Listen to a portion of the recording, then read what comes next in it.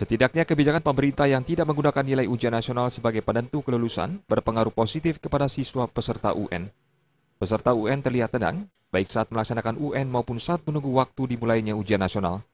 Kepala SMA PGRI 2 Denpasar, Komang Arte Saputra mengatakan, kebijakan pemerintah yang tidak menempatkan nilai UN sebagai penentu kelulusan memang membuat para siswa menjadi lebih tenang dalam menghadapi ujian nasional.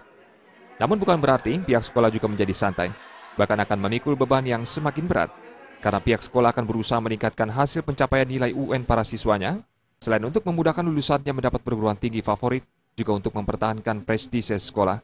Diakuinya, pelaksanaan ujian nasional tahun lalu lebih menyeramkan. Seperti naskah soal yang dikawal pihak keamanan, dan dalam pelaksanaan UN juga dijaga ketat pihak keamanan, sehingga kesannya menjadi menyeramkan. Jadi sekarang anak-anak lebih merasa ringan dalam artian tidak begitu menyeramkan, tetapi tetap UN ini harus menjadi prioritas untuk diselesaikan juga, karena nilai UN ini juga adalah suatu prestise bagi sekolah, bagi anak-anak.